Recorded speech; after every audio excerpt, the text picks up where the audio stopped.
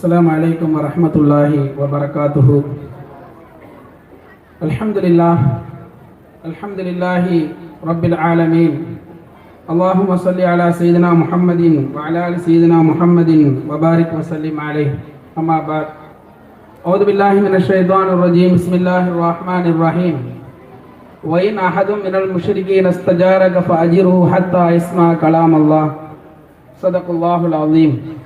وقال نبينا رسول الله صلى الله عليه وسلم: لا يؤمن أحدكم حتى يحب لأخيه ما يحب لنفسه أو كما قال صلى الله عليه وسلم.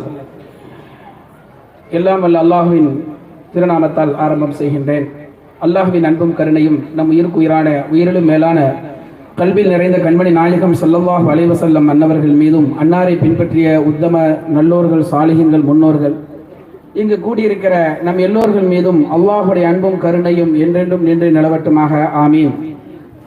சங்கைக்குரிய அல்லாஹ்வின் நல்லடியார்களே, இன்றைய தினம் நம்முடைய சிறுவேகுண்ட வட்டார ஜமாத்துல் உலமா மற்றும் ஏரல் உலமா பெருமக்கள் எல்லாம் இணைந்து இன்றைக்கு இந்த பகுதியிலே மீலாது பெருவிழா, அண்ணலம் பெருமானார் ஸல்லல்லாஹு அலைஹி வஸல்லம் அவர்களுடைய பிறந்த நாள் விழா, சமய நல்லிணக்க விழா என்கிற ஒரு விழாவை சிறப்பாக முன்னெடுத்து மிகப்பெரிய ஒரு ஏற்பாடை செய்திருக்கிறார்கள். மனதார வாழ்த்துக்களை நான் இந்த உலமா பெருமக்கள் நடத்தக்கூடிய இந்த உலமாக்களுக்கு நாம் தெரிவித்துக் கொள்கிறோம்.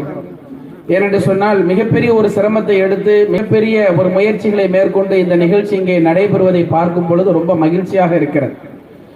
ஏன் இந்த சமய நல்லிணக்க விழாக்கள் நடத்தப்படுகிறது என்று சொன்னால், நம்முடைய தமிழ்நாடு ஜமாத்துல் உலமா சபையினுடைய தலைமையிலிருந்து நமக்கெல்லாம் ஒரு அறிவிப்பு தரப்பட்டிருக்கிறது. ஒவ்வொரு ஆண்டும் அவ்வப்போது இங்கே நம்முடைய மீலாது விழாவோடு இணைந்து நீங்கள் சமய நல்லிணக்க விழாவை நீங்கள் நடத்த வேண்டும் என்று சொல்லி தரப்பட்டிருக்கிறது.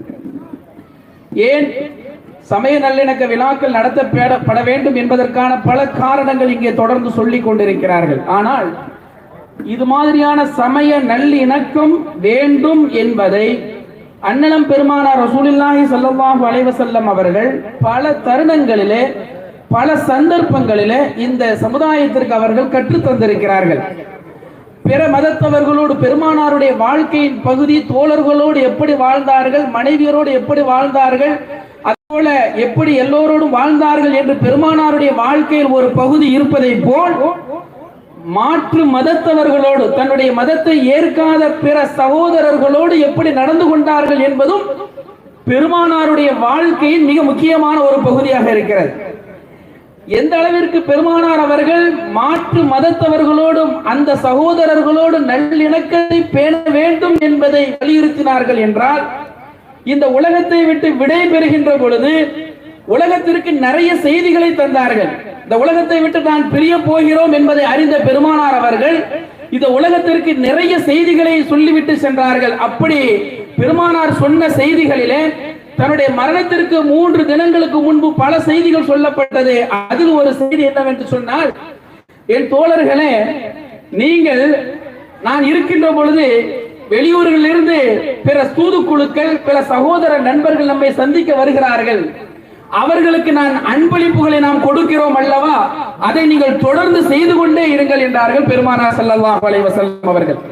பிற அன்பர்கள், பிற மதத்தை சார்ந்த சகோதரர்கள் நம்மை சந்திக்க வருகின்ற பொழுது அவர்களுக்கு நல்ல பரஸ்பர இணக்கத்தை ஏற்படும் விதத்திலே, நட்பை பறைசாற்றும் விதத்திலே, அவர்களோடு நட்பை நீங்கள் உறுதிப்படுத்தும் விதத்திலே நல்ல அன்பளிப்புகளை, ஏனென்றால் பெருமானார் நறுமணங்கள் வழங்கி இருக்கிறார்கள், அங்கே மதீனாவினுடைய பேரித்தம்பழங்களை வழங்கி இருக்கிறார்கள், நல்ல பொருட்களை வழங்கி இருக்கிறார்கள். அதுபோல் எனக்கு பின்னாலும் நீங்கள் அதை தொடர்ந்து செய்யுங்கள் என்பதை இந்த உலகத்திற்கு சொல்லி சென்றார்கள்.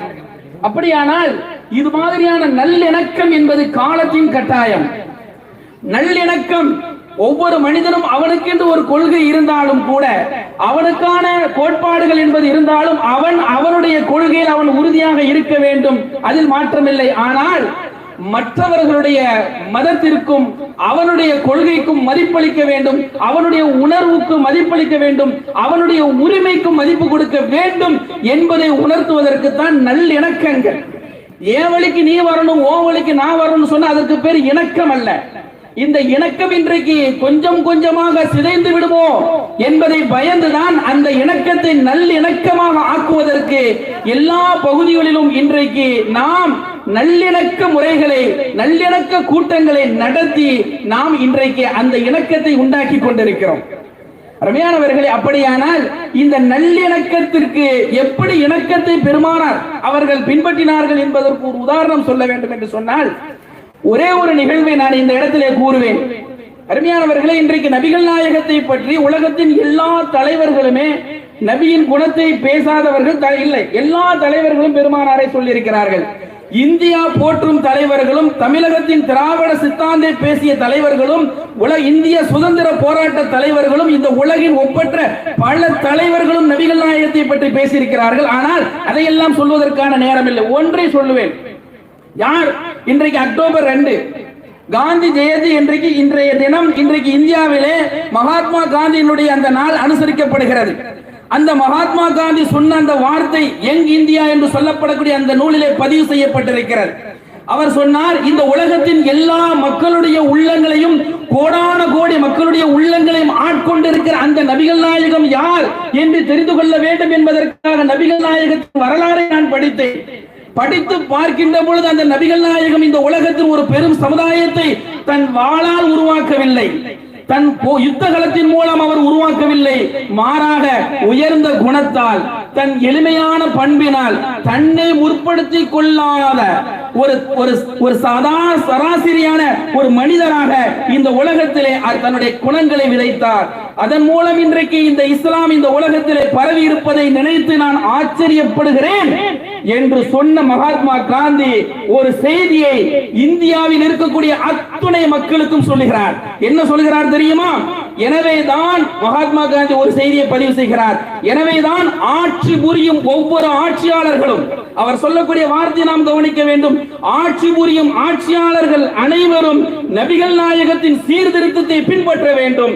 எந்த ஒரு ஆட்சியாளராக இருந்தாலும் நபிகள் நாயகத்தினுடைய சீர்திருத்தத்தை பின்பற்ற வேண்டும் என்று இந்த இந்தியாவின் ஆட்சியாளருக்கு சொன்னார் என்று சொன்னால், அருமையானவர்களே, ஆட்சியில் இன்றைக்கு மகாத்மா காந்தியினுடைய நாள் போற்றப்படுகிறது.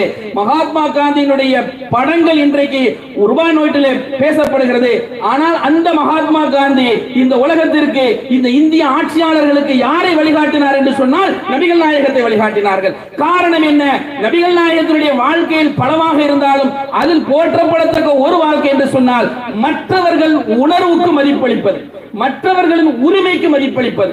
நான் ஒரு முஸ்லிம், நான் ஒரு ஆட்சியில் இருப்பவன் என்று ஆட்சி அதிகாரத்தை பயன்படுத்தி ஒருபோதும் பிற மதத்தவரின் உரிமையோ உணர்வையோ நபிகள் நாயகம் ஒரு நாளும் பறித்தார்கள் என்று வரலாற்றிலே இல்லை. அருமையானவர்களே, நாயகம் ஸல்லல்லாஹு அலைஹி வஸல்லம் அவர்கள் இந்த மதீனா நகரத்திலே புனித இஸ்லாத்தை பரப்புகின்ற பொழுது பல சோதனைகள் வந்தது. சோதனைகள் எவ்வளவு வந்தாலும் பெருமானாருக்கு அதிகம் கஷ்டம் கொடுத்தவர்கள் என்று வரலாற்றிலே யாரை சொல்கிறது என்று சொன்னால் யூத சமுதாயத்தை சொல்லும். யூத சமுதாயத்தினுடைய வரலாறை தான் சொல்லப்படும். அந்த யூதனுடைய ஒரு ஜனாசா கொண்டு செல்லப்பட்ட பொழுது நபிகள் நாயகம் எழுந்து நிற்கிறார்கள். அவர் நம் மதத்தை சார்ந்தவன் அல்ல, அவன் நம் இனத்தை சார்ந்தவன் அல்ல, ஒரு மாற்று மதத்தவன், காலமெல்லாம் நமக்கு தொந்தரவு கொடுத்தவன் தான். ஆனாலும் எழுந்து நின்றார்கள். கேட்டார்கள், ஏன் நீங்கள் அவனுக்காக எழுந்து நிற்க வேண்டும் என்று கேட்ட பொழுது சொன்னார்கள், அதுவும் ஒரு உயிர் அல்லவா என்று சொன்னார்கள். அது மதம், அது என்பதை தாண்டி அதுவும் ஒரு ஆத்மா அல்லவா, அதுவும் ஒரு உயிர் அல்லவா என்று சொன்னார்களே. இது பெருமானார் காட்டிய அந்த பிற உணர்வுகளுக்கு, மற்றவர்களுடைய உரிமைகளுக்கு மதிப்பளிக்கிற பண்புக்கு ஒரு உதாரணம். அருமையா, இன்னும் சில நிமிடத்தில் நான் முடித்துக் கொள்கிறேன். தொடர்ந்து நாம் பேசுவதை விட முக்கியமாக பேசக்கூடியவர்கள், அவர்கள் பேச நாம் கேட்க வேண்டும் என்பதனால் நான் முடிவுக்கு வருகிறேன். எனவே அருமையானவர்கள், அப்ப நல்லிணக்கம் என்பது மற்றவர்களுடைய உணர்வுக்கு மதிப்பளிப்பது, மற்றவர்களின் உரிமையை பாதுகாப்பது.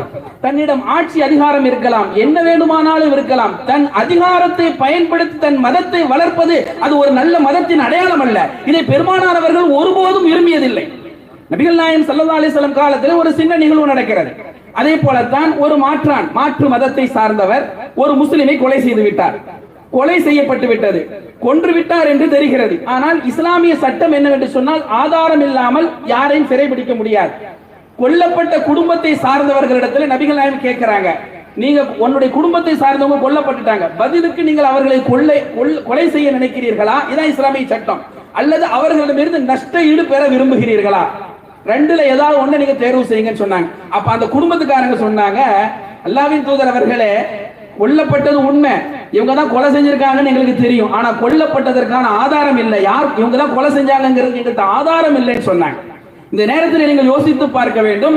ஆட்சி அதிகாரம் தன் கையிலே இருக்கிறது, ஒட்டுமொத்த பவரும் அவர்களிடத்தில் இருக்கிறது.